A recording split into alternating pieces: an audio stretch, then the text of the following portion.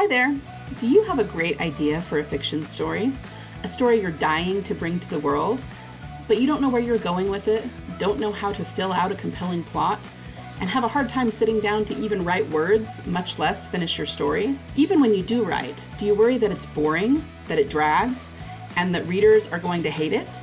So you stay stuck, write and rewrite the same scenes, and eventually give up, ending up with a file of half-written manuscripts and glorious story ideas on your computer. Hi, my name is Liesl, USA Today best-selling author and writer of 4 genres, and I've been writing fiction for more than 15 years. I teach fiction authors to write highly emotional stories based on elements of psychology and spirituality, with an emphasis on your unique subconscious creativity. Did you know that human beings cannot be emotionally healthy without stories? That we'd all literally go mad if we couldn't tell ourselves stories and derive meaning from them? It's true, and a scientifically proven fact. So, grab your chocolate of choice and your fuzzy slippers. Let's turn that story snippet knocking around in your brain into a full-length novel that will give your reader that emotionally cathartic experience they long for, make you money, and change the world. Who's with me? Hey guys, today's video is all about world building. So let me ask you something.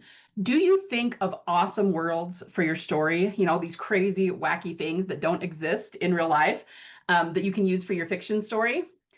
But then as soon as you sit down to write your story, maybe you have a hard time incorporating that world into your story, or just wish you could incorporate it more.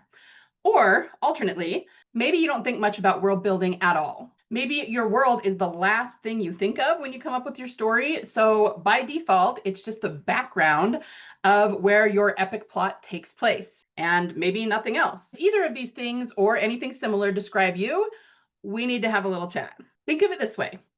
Think of your story as a plant. The inner arc of your character is the seed. It holds the potential for growth and transformation, same as a plant does. The plot is what grows out of that transformation. It's the stem, the branches, the leaves, what we can see, we as the readers who are absorbing your story, reading your story, what we can see happening on the surface, right? But what about the world of your story? Where does that come in?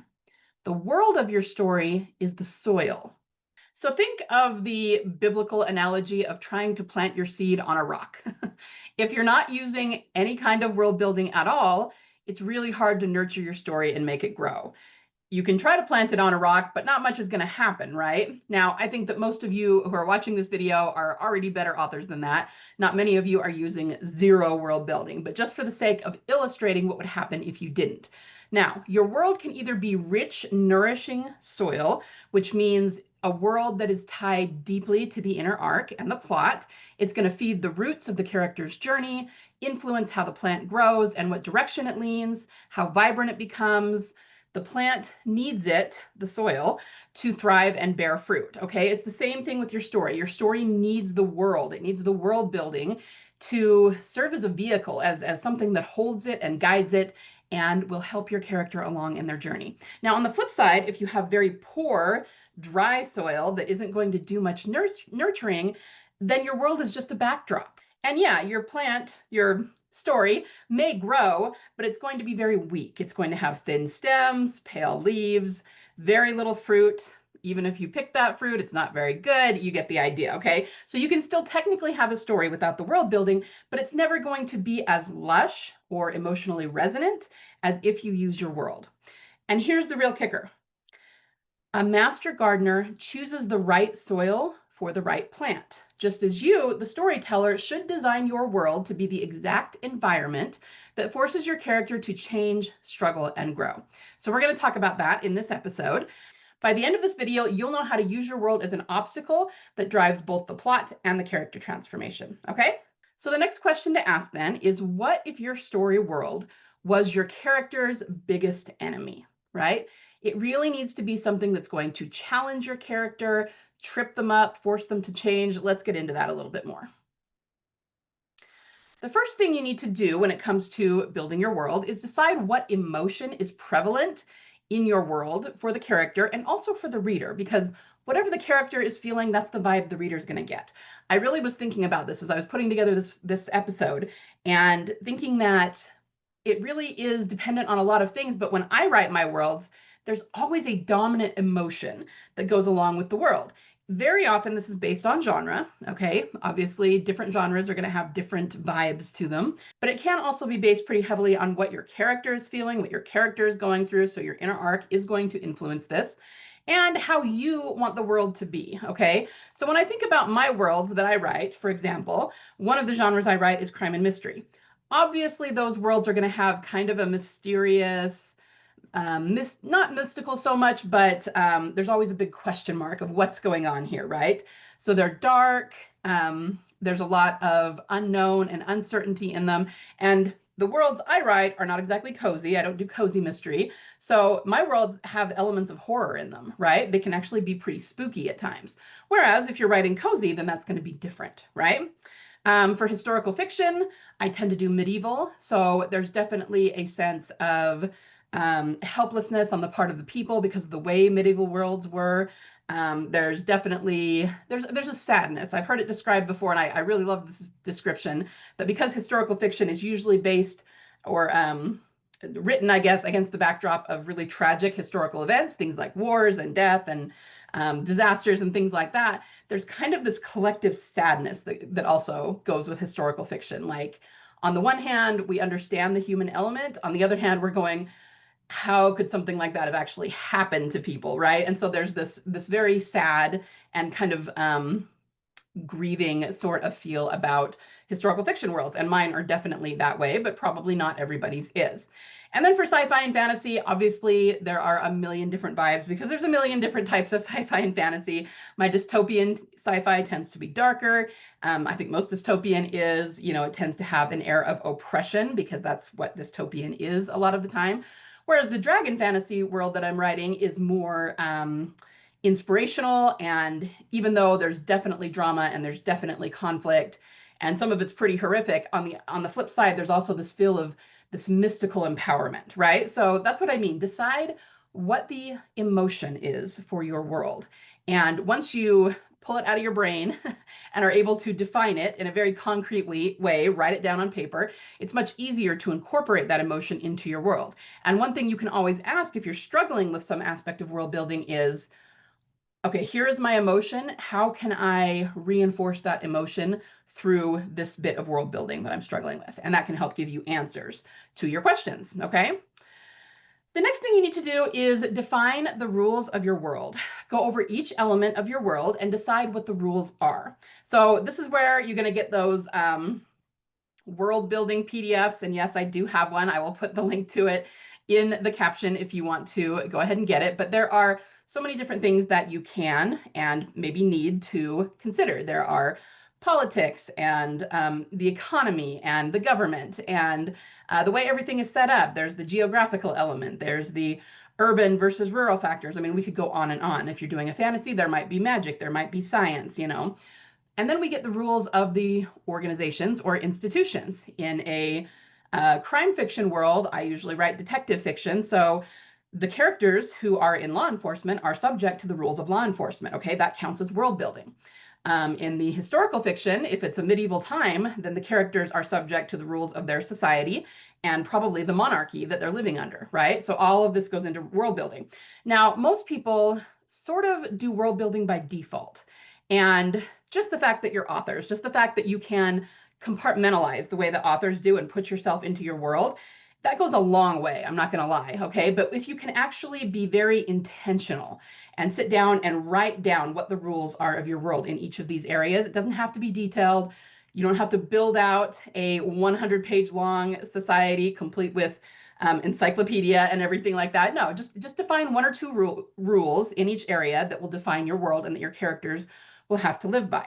Now, as part 2 of this, remember, the rules only work if there are consequences for breaking them. So you also need to list the consequences your character will undergo if they're going to break those rules. Now, they can be very physical consequences, as in if you break a law, you get put in the stocks, right?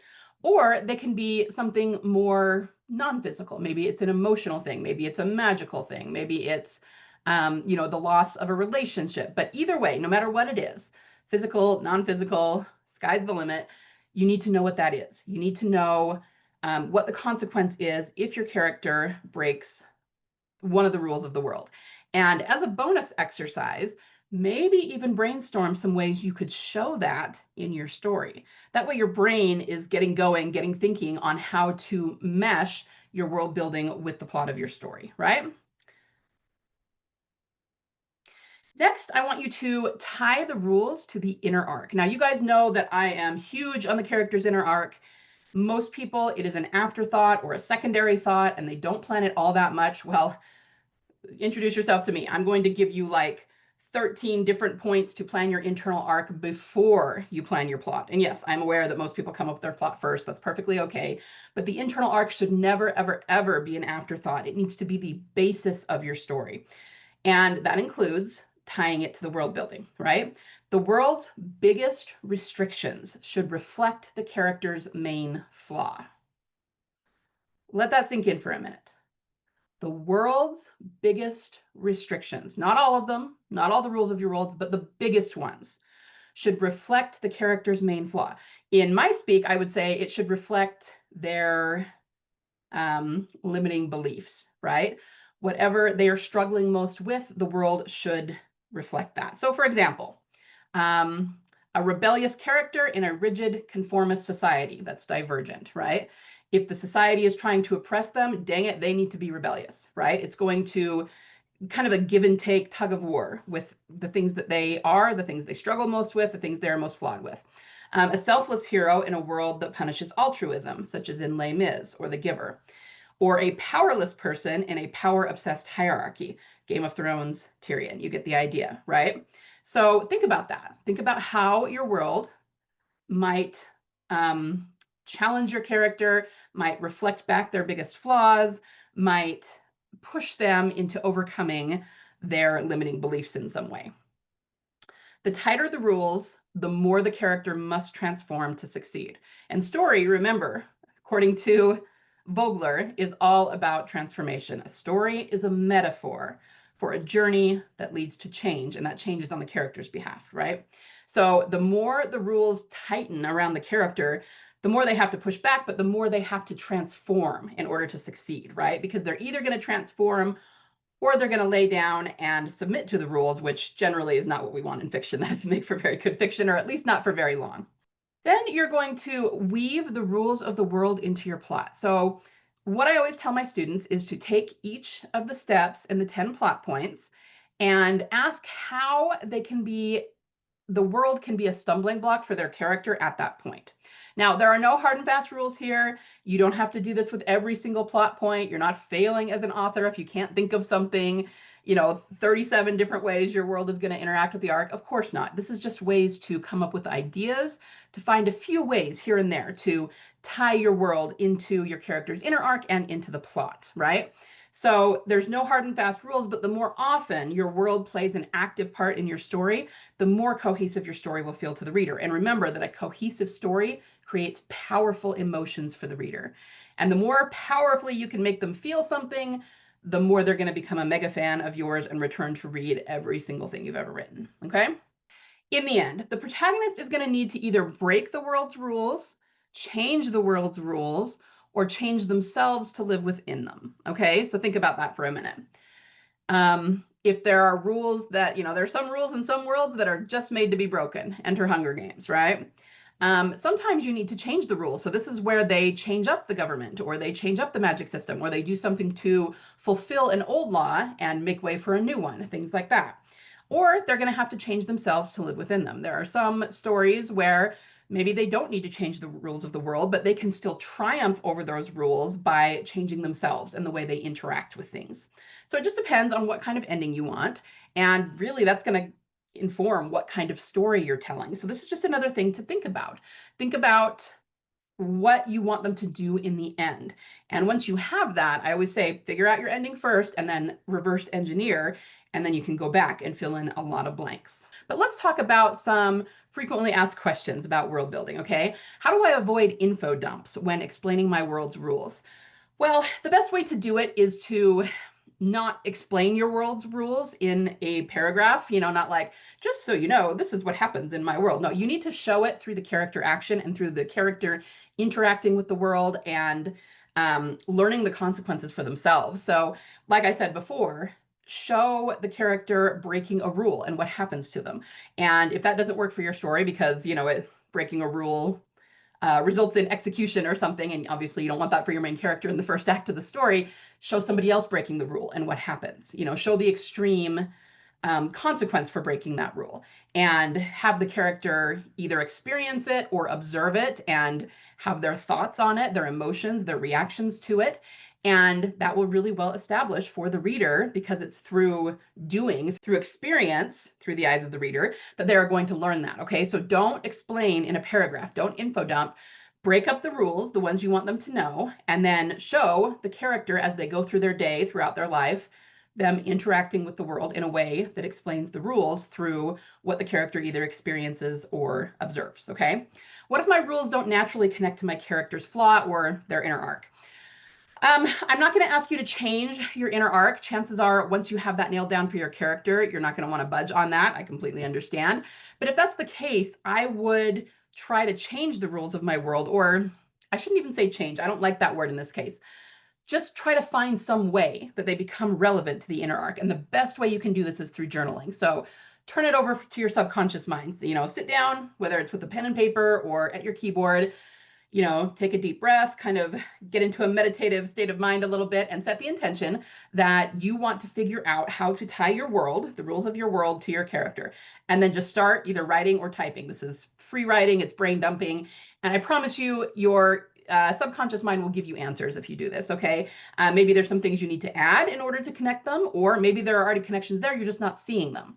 Another thing you could do is talk to AI and ask them to help you, to help you flesh it out, or to give you ideas, something like, hello, ChatGPT, or whatever AI you're using. This is my character's internal arc, or this is my character's flaw, and these are the rules of my world. How can I connect those? Or give me some ideas for how the rules of the world might mirror my character's flaw. And AI will come up with all kinds of ideas, most of which won't be usable, but it might kickstart you into what you need. It might, jog something loose so that you can figure it out. So subconscious mind, AI only as a tool. Can I change the rules mid-story? Officially, no, because that would mean you've completely undermined everything you've done in your story up till then. But I do think that sometimes when authors ask this, what they're really asking is, can I change the rules of my world in a way that, the rules of any society may change? And then the answer is yes. It just has to be logical. So as I spoke about before, maybe the main character will actually change the rules of the society or of the magic system. Maybe, just the rules of whatever the world is, they can change if they're changing organically due to stuff that's happening in the world. So the laws change, or the oppressive regime changes, or the character finds some way to use the magic a different way, or use a different kind of magic. That's all fine, as long as you have logical breadcrumbs in the story so that it makes sense. So there's not just like a change that's not explained, right? But what you can't do is that you as the author can't suddenly change the rules in the middle of the story and expect the reader to follow you. Your readers are insanely intelligent, and they're going to go, whoa, whoa, whoa, whoa, whoa.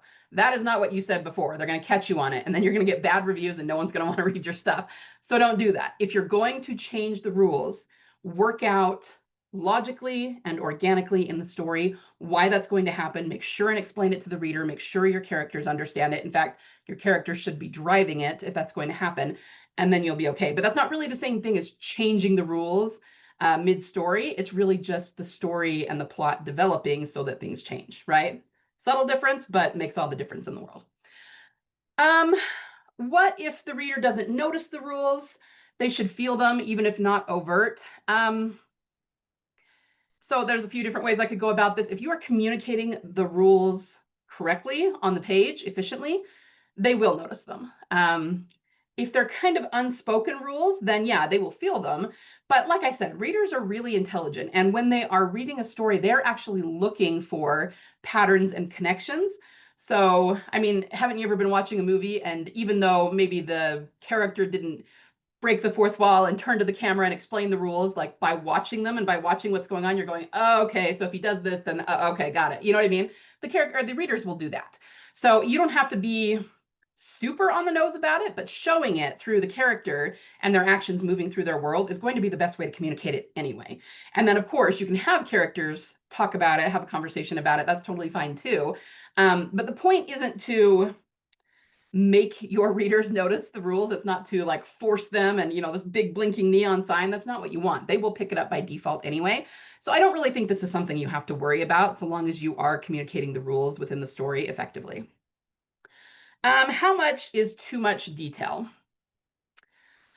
This one's a hard one to answer because it's very subjective, but I would say that is, you don't want to overdo it with the details. Again, you don't want to rub your reader's nose in it in a way that makes them annoyed, right? But you need to have enough on the page to communicate the rules well, to communicate the world well, and in terms of description, to really ground them in the experience of that world. So this comes back to 5 sensory details. Telling is not a good thing. Always show.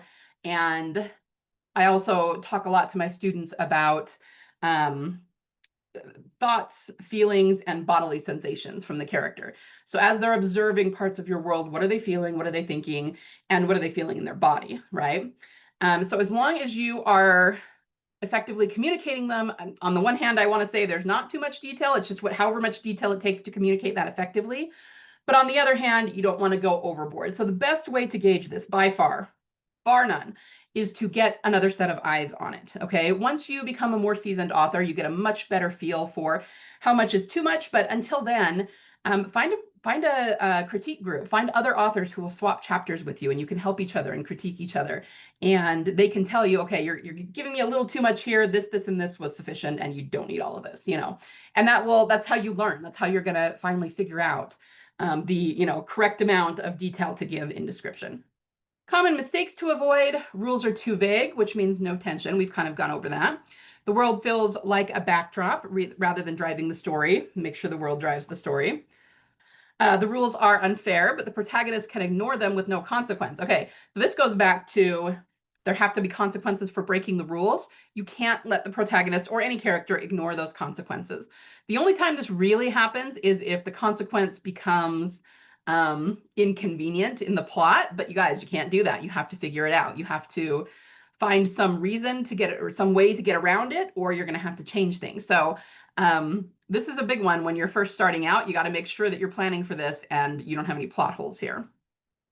Over-explaining instead of showing rules in action, or forgetting to escalate consequences. So I think we've covered all of those pretty well. So I'm going to issue you a challenge. Choose one major rule in your story world and write a scene where breaking it forces your protagonist to confront their flaw. Now, there's a good chance, and I'm going to encourage you to do this, that the flaw we're talking about is not part of the plot so much as it is an internal thing. So breaking the rule should force them to confront what they are grappling with internally, okay? Write a scene, or if you want to just journal it out, do some free writing and see where it takes you, okay?